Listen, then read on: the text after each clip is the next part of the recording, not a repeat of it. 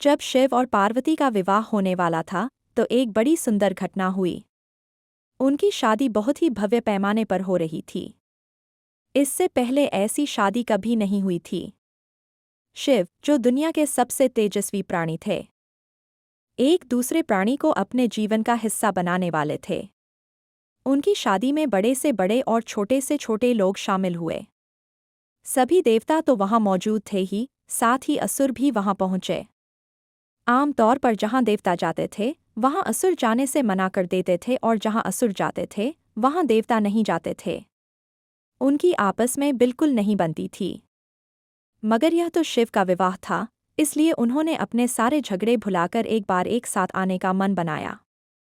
शिव पशुपति हैं, मतलब सभी जीवों के देवता भी हैं, तो सारे जानवर, कीड़े मकोड़े और सारे जीव उनकी शादी में उपस्थित हुए। यहाँ तक कि भूत पिशाच और विक्षिप्त लोग भी उनके विवाह में मेहमान बनकर पहुंचे। यह एक शाही शादी थी, एक राजकुमारी की शादी हो रही थी, इसलिए विवाह समारोह से पहले एक अहम समारोह होना था। वरवधू दोनों की वंशावली घोषित की जानी थी। एक राजा के लिए उसकी वंशावली सबसे अहम चीज होती है, जो उसके जीवन का गौरव होता है। तो पार्वती की वंशावली का बखान खूब धूमधाम से किया गया। यह कुछ देर तक चलता रहा। आखिरकार जब उन्होंने अपने वंश के गौरव का बखान खत्म किया तो वे उस ओर मुड़े जिधर वर शिव बैठे हुए थे। सभी अतिथि इंतजार करने लगे कि वर की ओर से कोई उठकर शिव के वंश के गौरव के बारे में बोलेगा, मगर किसी ने एक शब्द भी नहीं कहा। वधू का परिवार ताज्जुब करने लगा, क्या उसके खानदान में कोई ऐसा नहीं है जो खड़े होकर उसके वंश की महानता के बारे में बता सके? मगर वाकई कोई नहीं था।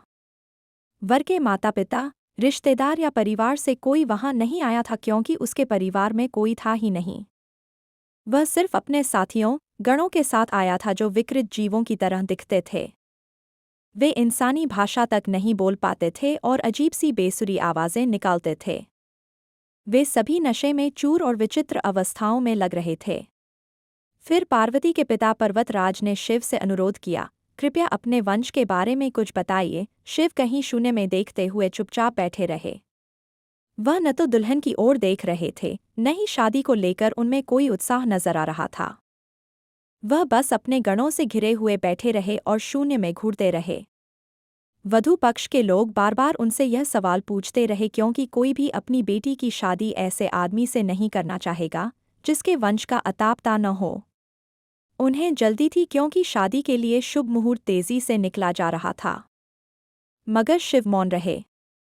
समाज के लोग, कुलीन राजा महाराजा और पंडित बहुत घृणा से शिव की ओर देखने लगे और तुरंत फुसफुसाहट शुरू हो गई, इसका वंश क्या है? यह बोल क्यों नहीं रहा है? हो सकता है कि इसका परिवार किसी नीची जाति का हो और इसे अपने वंश के बारे में बताने में शर्म आ रही हो। फिर नारद मुनि, जो उस सभा में मौजूद थे, ने यह सब तमाशा देखकर अपनी वीणा उठाई और उसकी एक ही तार खींचते रहे। वह लगातार एक ही धुन बजाते रहे, टोइंग टोइंग टोइंग। इससे खींचकर पार्वती के पिता पर्वतराज अपना आपा खो बैठे। यह क्या बकवास है? हम वर की वंशावली के बारे में सुनना चाहते हैं, मगर वह कुछ बोल नहीं रहा। क्या मैं अपनी बेटी की शादी ऐसे आदमी से कर दूं? और आप यह खिंचाने वाला शोर क्यों कर रहे हैं? क्या यह कोई जवाब है? नारद ने जवाब दिया, वर के माता पिता नहीं हैं। राजा ने पूछा, क्या आप यह कहना चाहते हैं कि वह अपने माता पिता के बारे में नहीं जानता? नारद ने सभी को बताया कि भगवान स्वयंभू हैं। नहीं, इनके माता पिता ही नहीं हैं। इनकी कोई विरासत नहीं है। इनका कोई गोत्र नहीं है। इसके पास कुछ नहीं है। इनके पास अपने खुद के अलावा कुछ नहीं है। पूरी सभा चकरा गई। पर्वतराज ने कहा, हम ऐसे लोगों को जानते हैं जो अपने पिता या माता के बारे में नहीं जानते। ऐसी दुर्भाग्यपूर्ण स्थिति हो सकती है, मगर हर कोई किसी न किसी से जन्मा है। ऐसा कैसे हो सकता है कि किसी का कोई पिता या माँ ही न हो? नारद ने जवाब दिया, क्योंकि यह स्वयंभू हैं। इन्होंने खुद की रचना की है।